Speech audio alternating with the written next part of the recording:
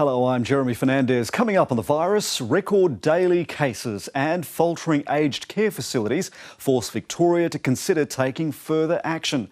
Plus, a resurgence in Europe. Former hotspots such as Spain go back into partial lockdown.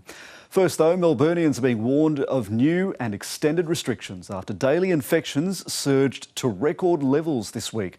723 cases were registered on Thursday, the most infections reported in Australia in a single day. That number fell only slightly today to 627. 52 people have died in the past week, taking Victoria's death toll to 113. Almost 350 people are in hospital, 37 are in intensive care. Those in the Greater Melbourne area and Mitchellshire are now only halfway through the 6-week Stage 3 lockdown. And because the numbers continue to rise, some of those measures are being introduced to neighbouring Geelong, the Surf Coast and surrounding areas. People there won't be able to have visitors, but unlike Melbourne, restaurants, pubs and gyms will stay open. People in the major population centres are being told to expect stricter quarantine measures. It is important that all of us acknowledge that these numbers are still far too high and we could not open up with these numbers. We could not open up even with significantly less than these numbers. So it may well be the case, and the data may well bear this out, and the best advice may well come to me, that we need to take further steps, that the steps we've taken are not enough to pull this up. The growing case numbers are putting a strain on the state's COVID response teams. More than 1,000 cases this week couldn't be immediately traced to a known source, and that means more than 3,600 are now under investigation in Victoria. Authorities are stepping up their efforts to try to stop the spread. There have been people who've not been home twice in a day. That's not exercise. That's clearly being elsewhere, and I think that the penalties that are available, having been referred to police now, will shift those behaviours. Aged care homes around Melbourne have been hit particularly hard. Most of the deaths this week have been residents in care facilities. Furious family members have been prevented from removing their loved ones where there's been a positive test. Staff and equipment shortages have made a bad situation worse, and the Army and public hospital nurses have now been sent in to offer some help. The state government only runs 10% of the aged care beds in the state, and the Premier has joined those accusing privately run homes of not providing safety and care for their clients. I treated my dad like crap. Hearing people saying that their parents or the grandparents have been left in dirty nappies, not fed whatever, ants and all that. Some of the stories we've seen are unacceptable, and I wouldn't want my mum in some of those places. Well, the peak body for older Australians says it's disappointed that lessons haven't been learned from that outbreak at Sydney's Newmarch House. 19 of its residents died over a 3-month period. Anthony Bow's mother Patricia has recovered after being struck down with coronavirus during the outbreak at Newmarch House. Watching events unfold in Victoria, there's a sense of déjà vu. Frustrated, so frustrated that so many missed opportunities from what we learn out of Newmarch just hasn't been applied in any way, shape or form. The government says the crisis in Victoria is on an entirely different scale. We will see deaths every day, and that is a tragedy. Providers around the country are watching with growing anxiety. What we've seen happen in Victoria is a salutary lesson. We can't afford to look at Victoria and think this can't happen to us. Back in May, the man in charge at Newmarch admitted mistakes had been made. And with hindsight, I think if we had our time again, we'd be asking for positive patients to be sent to hospital. The peak body for older people says it's disappointing to see some of the same errors being repeated. Providers needed to have learnt that communication with families is absolutely critical, and they needed to have someone ready to do that if they have a COVID outbreak, and clearly in some cases that hasn't happened. New South Wales is enduring a steady stream of new cases, but not at the levels we're seeing in Victoria. Around 20 positive cases have been confirmed each day this week, with most outbreaks stemming from restaurants and pubs. Queensland has now banned people from the Greater Sydney area from entering, meaning more than 5 million people can't travel north. Shortly after that announcement, Queensland recorded its first cases from community transmission since May. 3 women tested positive after travelling to Melbourne via Sydney. An investigation has been launched into whether they lied on their travel declarations to get through the border without being quarantined. A frantic contact tracing is now underway to try to hold back any broader community infection. Nationally, the picture looks like this. You can see how those record days in Victoria have affected the national tally. The national death toll has now doubled since May to 197. Earlier, I spoke with the head of infectious diseases control at Western Health in Melbourne, Dr. Marion Kainer, and the ABC's Dr. Norman Swan for their perspectives on the growing caseload. On the news today, the Premier made a statement which was deeply disturbing, that 1 in 4 people who should be isolating were not at home. And if people do not stay at home when they're infected, when they should be there, we're not going to get this under control.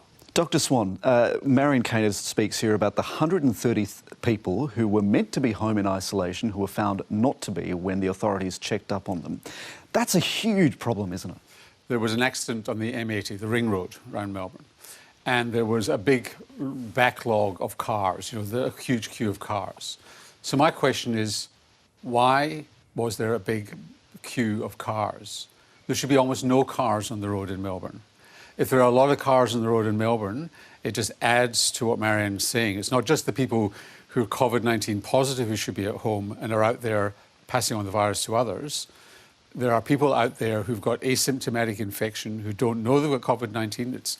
They're not intending to pass it on to anybody else. It's not malicious behaviour, and they're passing it on because there are far too many people circulating in Melbourne.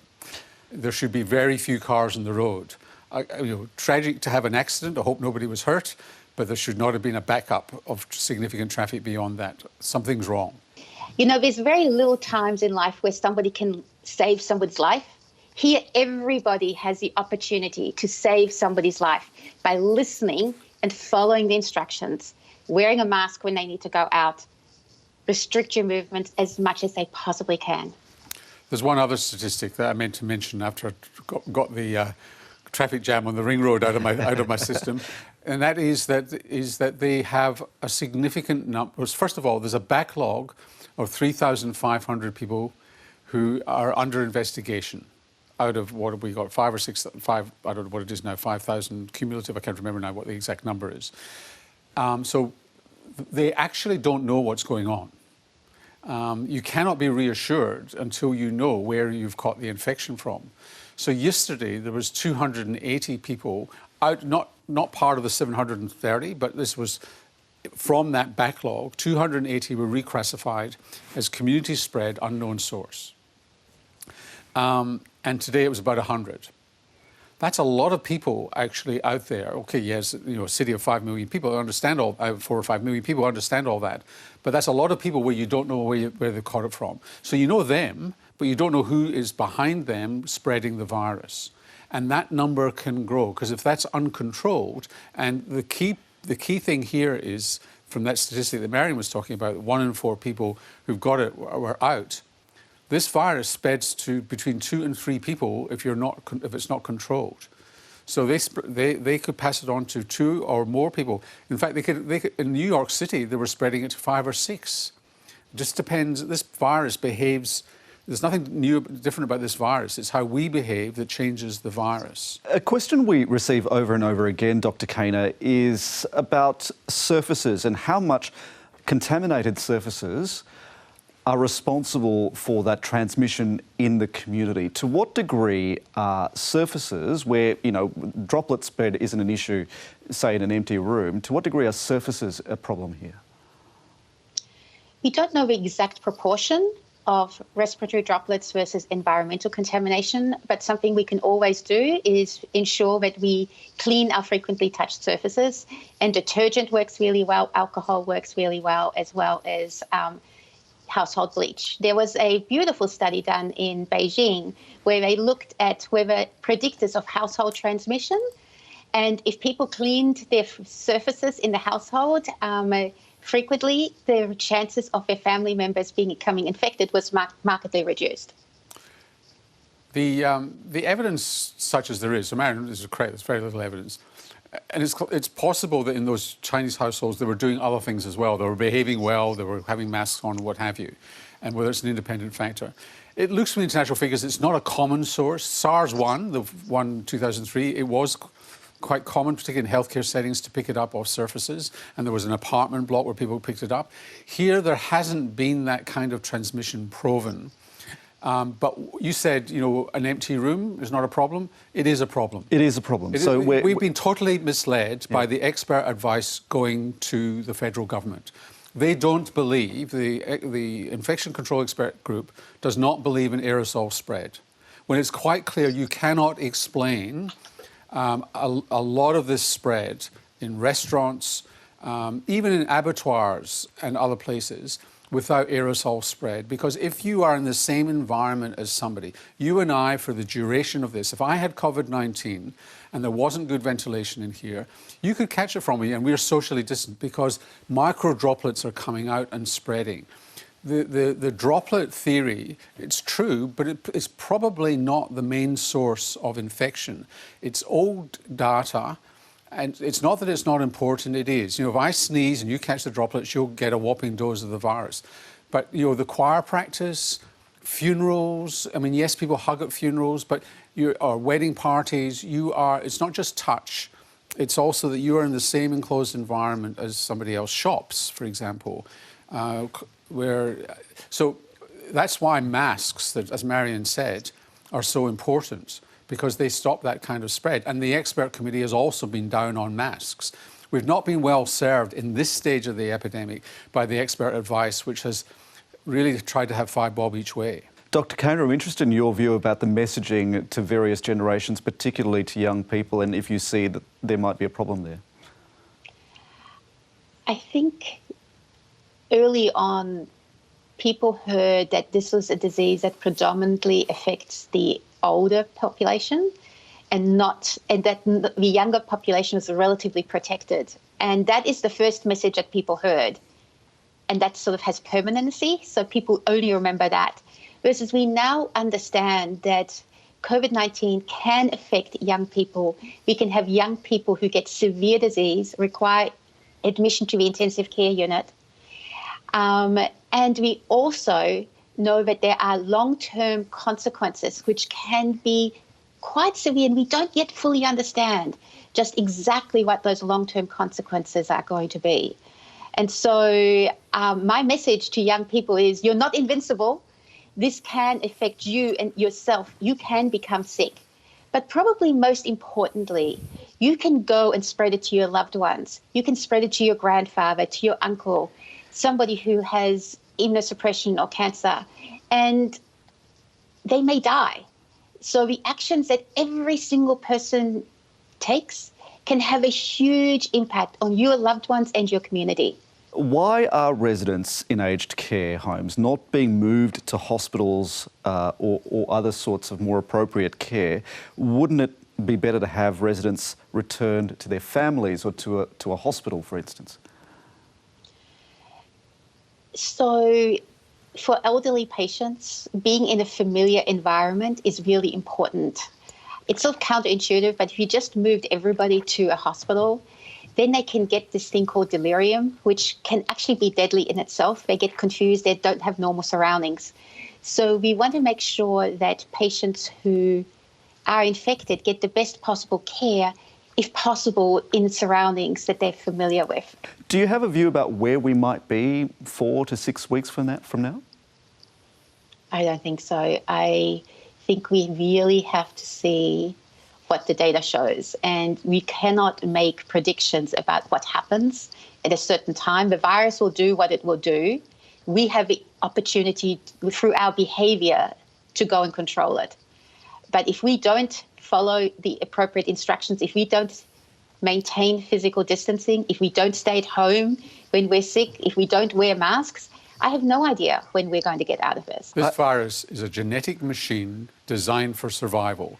It will find any chink in our armour, and it will always win unless we change our behaviour. This feels, though, like the same message that we were playing at the very start of this pandemic, and it's gotten us to this point. Exactly, it's the same virus. It feels, to me, and I think to a lot of people who are watching, this kind of that we're banging our head against a brick wall, because we're sort of talking about the same themes, the same strategies to dealing with the virus that we were 3, 4, 5, 6 months ago. It's because, but it's because, and this is not a criticism of anybody, it's really hard to change your behaviour. It's terrible being in Victoria and second lockdown with your kids on homeschool. This is just really hard stuff, and to have to do it a second time is just extraordinarily painful. And that's why. And you hope that there's another way of doing this. The only thing that works here, when you get it down to very low levels, then testing, contact tracing and quarantine, that's the fundamental here. But the only thing that works when you're losing control is extreme social distancing to stop this asymptomatic spread.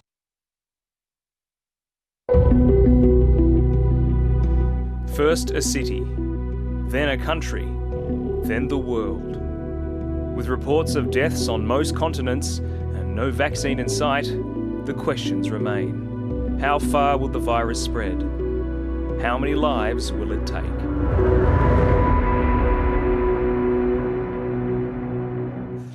Well, the World Health Organization is again urging governments around the world not to take the pandemic lightly. It's declared the outbreak the most severe global health emergency it has ever dealt with. The pandemic is still accelerating, with global numbers doubling in the past 6 weeks. Here are... The bottom line is that one of the most fundamental ingredients for stopping this virus is determination and the willingness to make hard choices to keep ourselves and each other safe. So let's take a look at those figures. More than 17 million people have been infected, and there have been more than 670,000 deaths. 150,000 people have now died in the US, while Brazil is recording more than 50,000 cases a day. It's important to note not every country has the same reporting procedures, and the actual numbers are likely to be much higher. The worrying thing about the most affected countries is that their growth rates continue to trend upwards. Combined, the US, Brazil, India, Russia and South Africa have reported around half the total known number of cases of coronavirus. Countries right across the world are experiencing a second surge of cases. Germany has recorded more than 4,000 new infections in the past week alone. Health authorities there have accused Germans of becoming complacent, with many failing to wear masks and to adhere to social distancing rules. In Spain, partial lockdowns are being reinstated, and Madrid has reimposed the compulsory wearing of face masks. 15,000 cases have been added in the past week, but the Spanish government insists the country is safe for tourists if precautions are taken. Singapore was praised for its early work in containing the virus, but in April there was a second wave with more than 1,000 cases a day. Most of the infections were in migrant workers who live in dormitories. Now there are concerns about the prolonged effects of the continued lockdown. Singapore's really been running two outbreaks in a sense. The dormitory outbreak has been fairly devastating, with numbers of 45,000 plus from that. But there are a lot of important things put in place. For instance, anyone that was at risk of severe disease, they were moved out because of the risk of them getting infected in this high density area. The dormitory outbreak is still smouldering on with perhaps 200 cases a day, but working our way through that. Once they were tested, they got treatment and it was free, and everybody was very assured about that. We were more concerned about the collateral effects. The fact that they were held in quarantine for months on end, 3 months, 4 months now in many cases, with very deleterious psychological effects, as well as their worries about salary. In fact, we got a lot of calls on our hotlines complaining that they had not been given any salary through those quarantine months. Well, thanks for joining us on the program. If you want to see more of that conversation with the infectious diseases expert, Dr. Marion Kaner, and the ABC's Dr. Norman Swan, just go to the ABC News YouTube and Facebook channels. Keep those questions coming in. We'll be back next week. For now, though, stay safe